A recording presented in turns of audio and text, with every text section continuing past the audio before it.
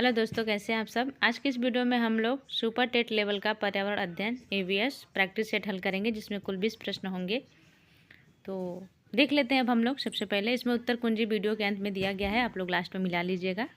प्रश्न हल करने के बाद किसके द्वारा कितना हल हुआ है और किसके द्वारा कितना सही हुआ, इसको भी कमेंट कर दीजिएगा आप लोग। तो शुरू करते हैं बिना देरी किए।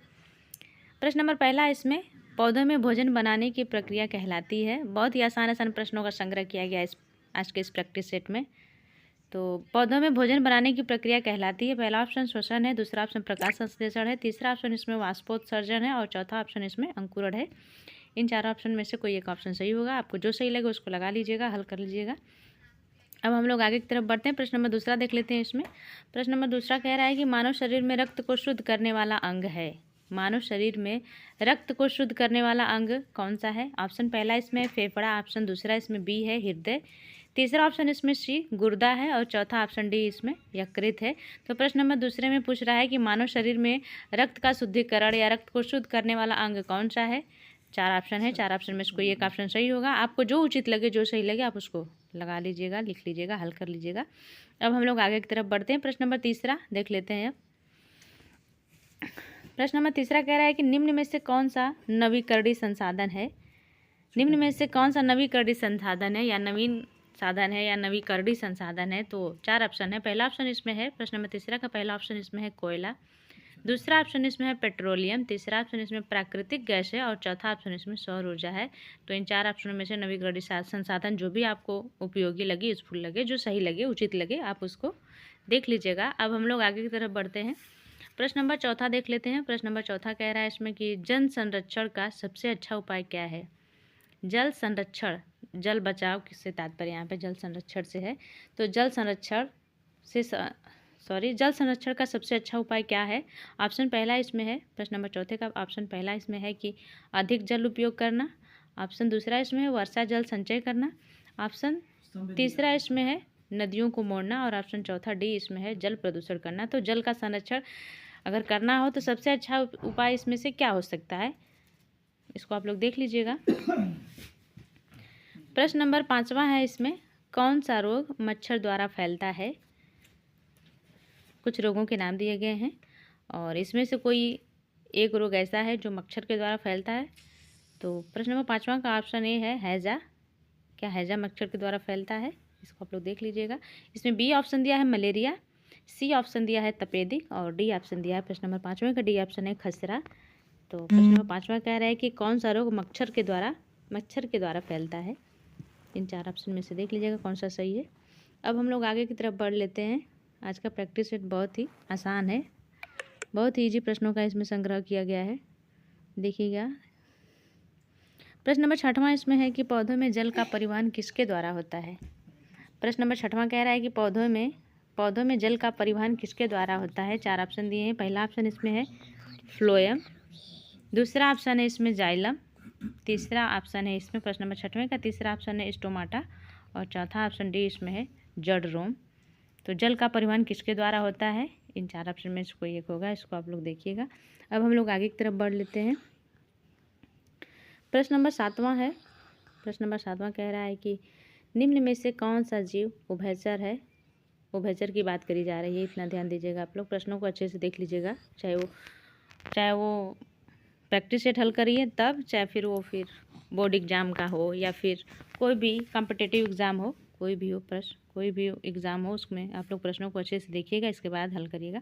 प्रश्न नंबर सातवां इसमें कह रहा है कि निम्न में से कौन सा जीव उभयचर है। पहला ऑप्शन इसमें सांप है, दूसरा ऑप्शन बी इसमें मेंढक है, तीसरा ऑप्शन इसमें मछली है और चौथा ऑप्शन डी इसमें कबूतर है। बहुत ही आसान प्रश्न है।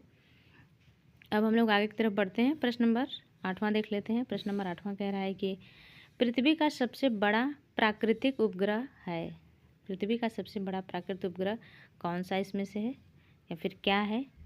तो प्रश्न नंबर आठवें का ऑप्शन देख लेते हैं। पहला ऑप्शन इसमें है सूर्य, दूसरा ऑप्शन है इसमें मंगल, तीसरा ऑप्शन है इसमें चंद्रमा और चौथा ऑप्शन इसमें है शुक्र। तो पृथ्वी का सबसे बड़ा प्राकृतिक उपग्रह क्या है, जो भी आप लोग को सही लगेगा, उचित ऑप्शन इसमें चुन लीजिएगा। अब हम लोग प्रश्न नंबर 9 को देख लेते हैं। प्रश्न नंबर 9 कह रहा है क्या, आज के इस प्रैक्टिस सेट का प्रश्न नंबर 9वां जो है वो कह रहा है कि वायु प्रदूषण का मुख्य कारण क्या है। प्रश्न नंबर 9वां है, वायु प्रदूषण का मुख्य कारण क्या है। पहला ऑप्शन इसमें है वृक्षारोपण, दूसरा ऑप्शन इसमें उद्योगों का धुआं, तीसरा ऑप्शन इसमें वर्षा और चौथा ऑप्शन इसमें है ऑक्सीजन। तो वायु प्रदूषण का मुख्य कारण इन 4 ऑप्शनों में से क्या है, इसको देख लीजिएगा आप लोग। अब हम लोग प्रश्न नंबर 10वां को देख लेते हैं। 10वां प्रश्न क्या है। प्रश्न नंबर 10, पौधों के लिए आवश्यक गैस है oxygen, nitrogen, carbon dioxide, hydrogen. प्रश्न नंबर 10 है, पौधों के लिए आवश्यक गैस कौन सा है। ऑप्शन ए है ऑक्सीजन, ऑप्शन बी इसमें है नाइट्रोजन, ऑप्शन सी है इसमें कार्बन डाइऑक्साइड और ऑप्शन डी इसमें है हाइड्रोजन। प्रश्न नंबर 10वां भी बहुत आसान है। अब हम लोग प्रश्न नंबर 11 को देख लेते हैं।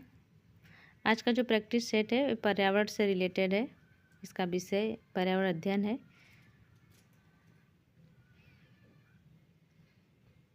प्रश्न नंबर 11 इसमें है, निम्न में से कौन सा खाद्य पदार्थ ऊर्जा देता है।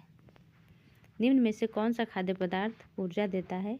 प्रश्न नंबर 11 का ऑप्शन ए है विटामिन, दूसरा ऑप्शन इसमें है प्रोटीन, तीसरा ऑप्शन इसमें है कार्बोहाइड्रेट और चौथा ऑप्शन इसमें है खनिज।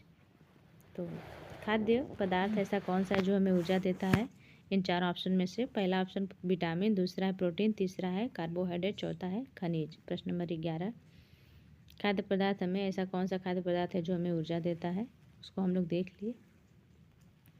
अब हम लोग प्रश्न नंबर 12 की तरफ बढ़ते हैं। प्रश्न नंबर 12 इसमें कह रहा है कि वनों की कटाई से क्या प्रभाव पड़ता है। अगर वनों की कटाई होती है तो उसका क्या सकारात्मक कि नकारात्मक क्या प्रभाव पड़ता है, उसको आप लोग इसमें ऑप्शन दिया है कि वर्षा बढ़ती है, वनों की कटाई से वर्षा बढ़ती है, वनों की कटाई से तापमान घटता है, वनों की कटाई से मिट्टी का कटाव बढ़ता है या फिर वनों की कटाई से प्रदूषण कम होता है। प्रश्न नंबर 12 में ऑप्शन पहला इसमें है कि वर्षा बढ़ती है, ऑप्शन बी इसमें दूसरा है तापमान घटता है, ऑप्शन सी इसमें है मिट्टी का कटाव बढ़ता है, ऑप्शन डी इसमें है प्रदूषण कम होता है। तो वनों की कटाई से क्या प्रभाव पड़ता है। अब हम लोग प्रश्न नंबर 13 को देख लेते हैं। कौन सा पशु शाकाहारी होता है। प्रश्न नंबर 13 है, कौन सा पशु शाकाहारी होता है।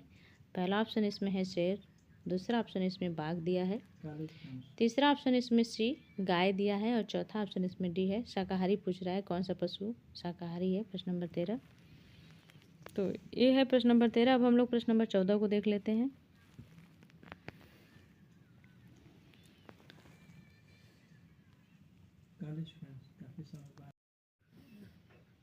मेरे यूट्यूब चैनल पे पर्यावरण सुपर टेट लेवल का जो प्रैक्टिस सेट है, इसके अलावा भी बहुत सारे प्रैक्टिस सेट हल कराए गए हैं, इसको आप लोग देख लीजिएगा। जिसमें बाल मनोविज्ञान है, चाइल्ड साइकोलॉजी है, संस्कृत विषय पे भी आधारित है और भूगोल से भी है, हरित क्रांति से भी है। अब हम लोग देख लेते हैं प्रश्न नंबर 14वें को। निम्न में से कौन सा स्वच्छ ऊर्जा स्रोत है। प्रश्न नंबर 14 बहुत ही महत्वपूर्ण प्रश्न है। पूछ रहा है कि निम्न में से कौन सा स्वच्छ ऊर्जा स्रोत है। ऑप्शन पहला इसमें है, प्रश्न नंबर 14 का ऑप्शन पहला है डीजल, दूसरा ऑप्शन है कोयला, तीसरा ऑप्शन इसमें है पवन ऊर्जा और चौथा ऑप्शन इसमें दिया है केरोसिन।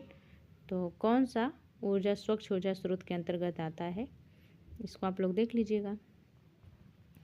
प्रश्न नंबर 15 कह रहा है कि मानव हृदय में कितने कक्ष होते हैं। मानव हृदय में कुल कितने कक्ष होते हैं। पहला ऑप्शन इसमें दिया है 2, दूसरा ऑप्शन इसमें दिया है 3 और तीसरा ऑप्शन इसमें दिया है 4, चौथा ऑप्शन इसमें दिया है 5। तो मानव हृदय में कुल कितने कक्ष होते हैं, 2, 3, 4, 5।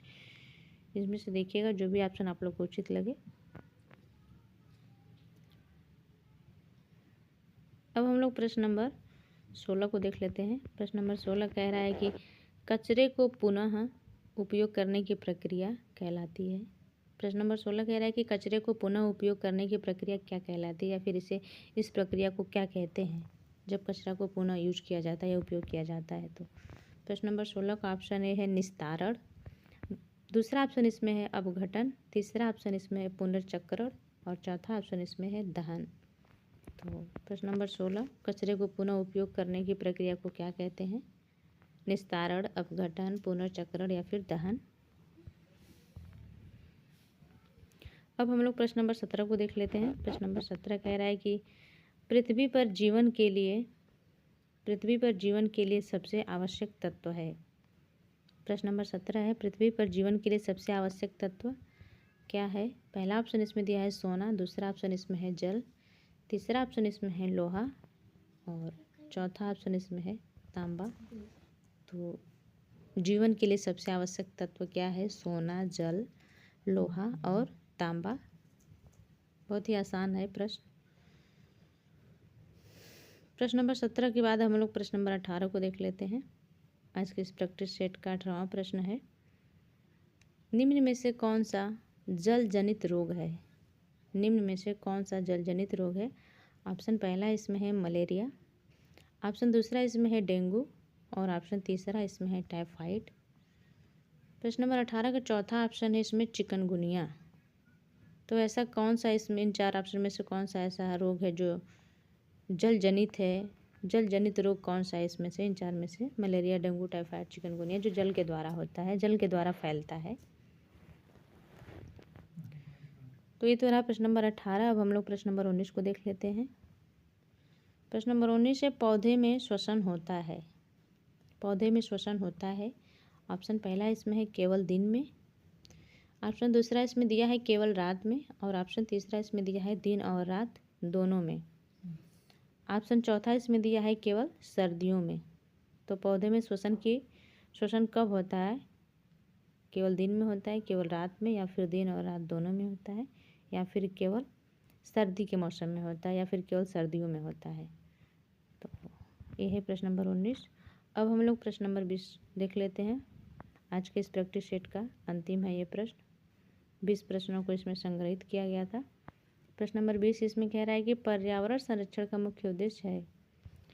पर्यावरण संरक्षण का मुख्य उद्देश्य क्या होता है? पर्यावरण का अगर बचाव हम लोग कर रहे हैं तो उसके पीछे उसका मेन उद्देश्य क्या है, उसका मुख्य उद्देश्य क्या है? ऑप्शन पहला इसमें है कि संसाधनों का दोहन, दूसरा ऑप्शन इसमें दिया है प्राकृतिक संतुलन बनाए रखना, तीसरा ऑप्शन इसमें दिया है उद्योग बढ़ाना और चौथा ऑप्शन इसमें दिया है जनसंख्या बढ़ाना। तो प्रश्न नंबर 20वां है, पर्यावरण संरक्षण का मुख्य उद्देश्य क्या है? इन चार ऑप्शन में से जो भी ऑप्शन आपको उचित लगे उसको देख लीजिएगा। तो आज की इस वीडियो का प्रश्न नंबर 20, इसमें कुल 20 प्रश्नों को सम्मिलित किया गया था, संग्रहित किया गया था। अब प्रश्नों को हम लोग देख लिए। वीडियो के अंत में उत्तर कुंजी इसमें दी गई है। पहले प्रश्न का ऑप्शन बी सही है, दूसरे प्रश्न का ऑप्शन सी सही है, तीसरे प्रश्न की बात करें तो तीसरे प्रश्न का ऑप्शन डी सही है, चौथे प्रश्न का ऑप्शन बी सही है, पाँचवें प्रश्न का ऑप्शन बी सही है, छठे प्रश्न का ऑप्शन बी सही है, सातवें प्रश्न का भी ऑप्शन बी सही है, आठवें प्रश्न का ऑप्शन सी सही है, नवें प्रश्न का ऑप्शन बी सही है, 10वें प्रश्न का ऑप्शन सी सही है, 11वें प्रश्न का ऑप्शन सी सही है, 12वें प्रश्न का भी ऑप्शन सी सही है, 13वें प्रश्न का भी ऑप्शन सी सही है। प्रश्न नंबर 14 की बात करें तो प्रश्न नंबर 14 का ऑप्शन सी सही है, 15 का ऑप्शन सी सही है, प्रश्न नंबर 16 का ऑप्शन सी सही है, प्रश्न नंबर 17 का ऑप्शन बी सही है और प्रश्न नंबर 18 का ऑप्शन सी सही है। उसी प्रकार से प्रश्न नंबर 19 को देख लेते हैं। प्रश्न नंबर 19 का ऑप्शन सी सही है और प्रश्न नंबर 20 का ऑप्शन बी सही है। तो ये तो रहा आज के प्रैक्टिस सेट जो कि पर्यावरण पर आधारित था, पर्यावरण अध्ययन पर आधारित था आज का प्रैक्टिस सेट, जो कि उत्तर कुंजी के साथ हम लोग हल किए। तो आज के लिए बस इतना ही। वीडियो अच्छी लगे तो प्लीज़ आप लोग चैनल को लाइक, सब्सक्राइब और शेयर जरूर करिएगा।